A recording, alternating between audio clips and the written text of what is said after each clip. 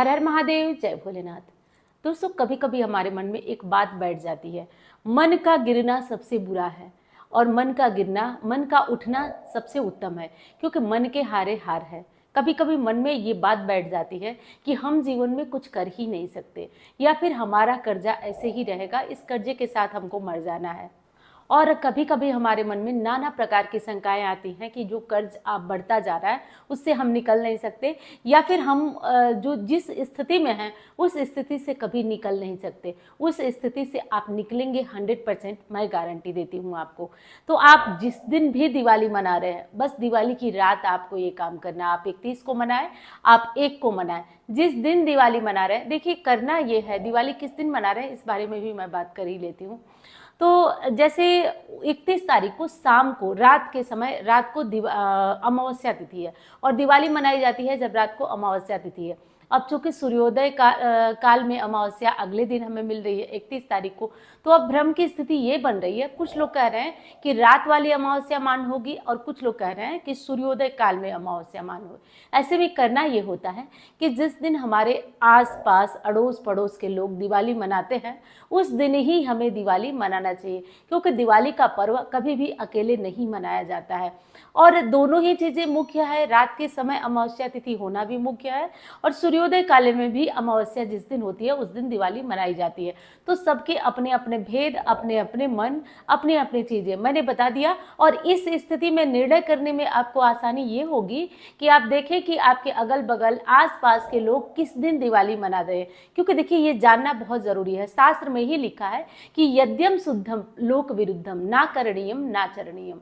तो ऐसा कार्य जो कि शुद्ध हो फिर भी लोक के विरुद्ध हो, ऐसा लोग न मान रहे हों, तो ऐसे कार्य को नहीं करना चाहिए, ऐसे आचरण को नहीं करना चाहिए। तो आप समझ गए होंगे कि दिवाली आपको किस दिन मनाना है। इसलिए ये भ्रम छोड़िए और चलिए आगे बढ़िए, आगे बढ़िए। जिस दिन भी दिवाली मनाई जा रही है आपको 5 काम करना है, क्योंकि दोस्तों कभी कभार ना इंसान सब कुछ जीत लेता है और मन के हारने से कुछ भी नहीं पा पाता है। आप तो जानते होंगे कि 17वीं बार मोहम्मद गोरी ने आक्रमण किया था और 17वीं बार उसे विजय मिली थी।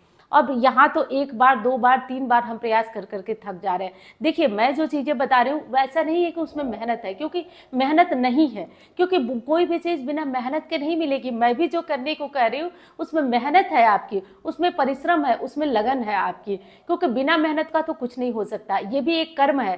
जैसे आप घर से बैग लेकर के जाते हैं अपने ऑफिस, अपने दुकान, क्या करने जाते हैं? कर्म करने जाते हैं। तो ये भी जो चीज़ है ये कर्म है, क्योंकि ये मत भूलिएगा कि कोई जादू होता है, कोई चमत्कार होता है और कोई चीज ऐसी होती है जो आएगी और आपके अंदर प्रवेश कर जाएगी। कुछ नहीं, आपको ही मेहनत करना है, आपको ही प्रयास करना है और अपनी इस दरिद्रता से आप ही मुक्ति पाएंगे। क्योंकि जब भी कोई मेरे पास कुंडली दिखाने आता है, एक बात हमेशा कहती हूँ कि मेरा काम केवल बताना है, करना आपका है। अगर आप कर लेते हैं तो ही आप सफल होंगे। तो आज भी मैं वही बात कर रही हूँ और मैं अपनी बातों को किस तरीके से आपको समझाऊंगी मैं ये नहीं जानती, लेकिन इतना जानती हूँ कि 100 में 100% जो लोग पिछले साल इस बात को फॉलो किए होंगे वो जानते होंगे। और इस चीज़ को आपका नंबर है इस बार, क्योंकि बहुत कमेंट आते हैं और विश्वास नहीं करेंगे, कई बार तो महिलाएं ज़्यादा टूटती हैं इस समस्या से। तो आप सभी इस बात को ध्यान रखिएगा। तो दिवाली जिस दिन भी आप मनाते हैं, जिस किसी दिन मनाते हैं, आप एक काम करिएगा, आपको दिवाली की रात को एक बहुत विशेष काम करना है। 3 काम आज बताऊंगी। अगर आपके जीवन में कोई परिवर्तन नहीं हो रहा, आप कर्जे से नहीं निकल पा रहे, तो रास्ते बनने लगते हैं नए नए, चीज़ें ठीक होने लगती हैं धीरे धीरे, तो करना यह है कि दिवाली की जो शाम की पूजा होती है, शाम की पूजा करिए आप। जैसे पूजा का मुहूर्त वगैरह तो आप लोग को पता चलता ही रहता है, तो आप शाम की पूजा करिए। लेकिन सुबह को, दिवाली के दिन सुबह को 3 झाड़ू ले आइए। दिवाली के 1 दिन पहले आप ले आ सकते हैं और 3 झाड़ू ले आकर के आप किसी धर्म स्थान में गुप्त रूप से इसे दान करिए। गुप्त दान करिए धर्म स्थान में 3 झाड़ू को दिवाली के दिन। तो पहला तो ये कार्य है जो आपको कर लेना है। और दूसरा कार्य आपको क्या करना है, तो देखिए, दिवाली की रात हो सके तो बहुत सिद्ध रात्रि है, हो सके तो आप कनकधारा स्तोत्र या श्री सुक्तम, इसका जो मंत्र है उससे आप हवन करें, क्योंकि हवन का मतलब होता है सीधे देवता तक जो आहुति है वो पहुंचना, और इसका परिणाम शीघ्र निकलता है। दिवाली की रात शीघ्र रात्रि होती है, कभी भी पूजा हवन करेंगे तो फायदा होगा। लेकिन जब कोई चीज़ विशेष काल, विशेष परिस्थिति में की जाती है तो उसका लाभ ही अनेक होता है। तो आप केवल एक बार ये काम करिए कि आप एक कटोरी खीर बनाइए और खीर बना करके उस खीर से 108 बार आप किसी मंत्र से आहुति दीजिए। और सबसे अच्छी बात होती है दिवाली में साबर मंत्रों को सिद्ध करना। सिद्ध करने का क्या अर्थ होता है कि आपको कुछ देर बैठ करके, जैसे दिवाली में लगभग 11 से 2 के बीच अगर आप बैठ पाते हैं, आपकी क्षमता इतनी है कि आप 11 से 2 के बीच हवन कर लीजिए, 11 बजे से पहले 11 से 2 के बीच अगर आप बैठ जाते हैं और कोई एक मंत्र लेते हैं, मैं डिस्क्रिप्शन में मंत्र डाल दूंगी, साबर मंत्र भी डाल दूंगी। और मैं बोल क्यों नहीं रही हूँ तो आप समझ सकते हैं कि मैं क्यों नहीं बोल रही हूँ, क्योंकि हर वक्त जो साबर मंत्र होते हैं वो बेहद, और मंत्र तो बोला जा सकता है तो, लेकिन साबर मंत्र बेहद प्रभावशाली होते हैं और इनको हमेशा नहीं बोला जाता है। तो इसलिए इस बात का ध्यान रखिए कि दिवाली की रात अगर 11 से 2 के बीच आप बैठ जाते हैं तो मैं गारंटी से यहाँ कह सकती हूँ कि आप चाहे जितने दरिद्र हो, जितनी समस्याएं हो, जितनी अपने आप को गरीब और टूटा हुआ व्यक्ति मान रहे हो, गारंटी देती हूँ कि आप 1 साल के अंदर अंदर नए रास्ते न बने तो कहिएगा, क्योंकि साक्षात माँ लक्ष्मी आती हैं, अनुभव करेंगे आप। तो अब तीसरा काम कौन सा है, तो तीसरा वो काम है दोस्तों कि आप पूरी रात दिवाली की प्रयास करें कि आप जागरण करें, क्योंकि सच में माँ लक्ष्मी आती हैं इस रात। हमारे जो शास्त्र कहते हैं, धर्म ग्रंथ कहते हैं, वो गलत नहीं कहते हैं। और मैं जो यहाँ कह रही हूँ शायद आपको अपनी बातों को समझाने में मैं असफल हूँ, या फिर जैसा कि मैं हर बार एक बात कहती हूँ कि ईश्वर की इच्छा के बिना एक पत्ती नहीं हिलती है। आप मेरी बात को क्यों मानेंगे अगर इस ईश्वर की इच्छा नहीं होगी तो, लेकिन विश्वास दिलाती हूँ आपको कि एक बार करिए, पिछली बार जिन्होंने किया होगा, और कम से कम दिवाली तक इतना करिए आप कि साथ में जुड़े रहिए। कुछ ना कर सके तो आप वीडियोस देखिए, मैं पूरा विश्वास से कहती हूँ कि बहुत कुछ आप कर लेंगे, केवल वीडियोस को देखेंगे। कम से कम दिवाली के बाद अगर आपको फायदा ना हुआ, आप, मैं कहती हूँ आप अनसब्सक्राइब करिए, नहीं जरूरत है ऐसे किसी ढकोसले का, क्योंकि मैं आपको कह रही हूँ आपको फायदा ना हो ये असंभव है, क्योंकि मैं भी विश्वास से कह रही हूँ। तो आप इस बात को करिए, इस चीज को समझिए, क्योंकि मैं आपके साथ जुड़ी हूं तो कहीं ना कहीं मैं आपको ये सोचती रहती हूँ हमेशा कि किस तरीके से आपको फायदा दिया जाए।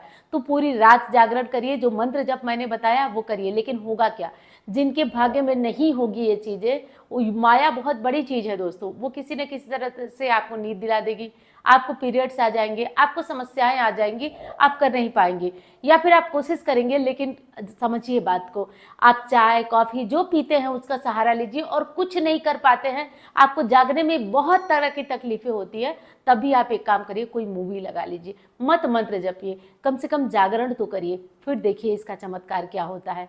अब बताना नहीं है, इसका लाभ आप खुद लेंगे।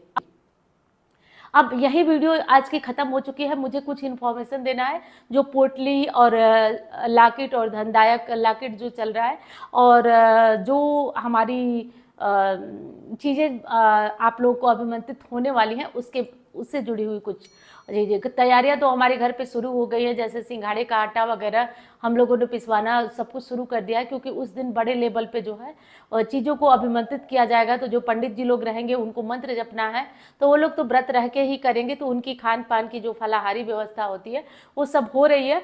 आप लोग का बहुत बड़ा एक प्रश्न है जो कि आप लोग पूछ रहे हैं कि जो धनदायक लॉकेट आ रहा है वो कौन पहन सकता है। तो जैसा कि मैंने कहा था, फिर भी लोग कह रहे हैं कि अच्छे तरह से नहीं बताई हैं, तो देखिए उसको कोई भी पहन सकता है, आप स्त्री पुरुष बच्चे कोई भी पहन सकता है। बस 2 शर्त है इसकी कि आप जन्म के समय और मृत्यु के सूतक में इसे उतार कर रख दें। किसी के यहाँ बच्चा हुआ है, आप भाव में जा करके और उससे गले लग रहे हैं, आप उसे पहने हैं तो वो तुरंत बेअसर हो जाएगा, इसलिए उसे उतार दें। और पीरियड्स में भी उसे उतार दें, जैसे आपको पता चलता है आप उतार दें, फिर बाद में उसे गंगा जल से या साधारण पानी से धोकर पहने। अब अशुद्धि की अवस्था में उसे नहीं पहने रखना है। बाकी आप दैनिक अपने जो कार्य है उसे करते हुए पहन सकते हैं, कोई दिक्कत नहीं है। अब बात आती है कि ये जो लॉकेट है वो काम क्या करेगा। देखिए मैं मुंह से क्या आपको बता लूँगी, कितना बता लूँगी, आप इसको खुद पहनिए, आप इसका चमत्कार देखिए।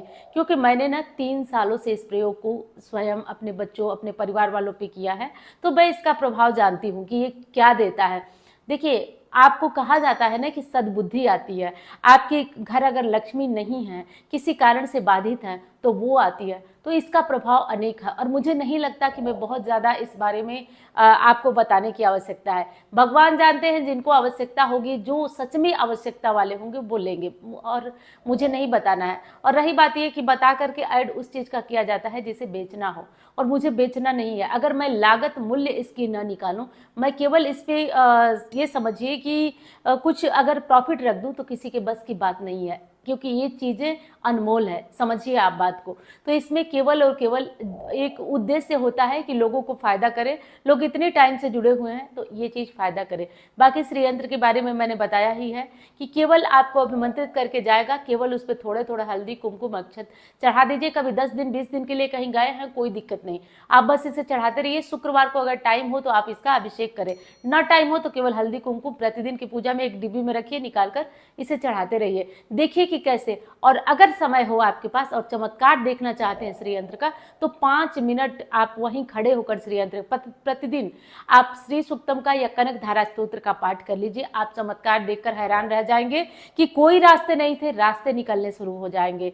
तो और बाकी पोटली की बात मैं क्या बोलूं, आप जानते ही हैं बहुत लंबे टाइम से वो जा रही है, और पोटली के बारे में तो कुछ कहना ही नहीं है, वो तो साक्षात माँ लक्ष्मी का स्वरूप है।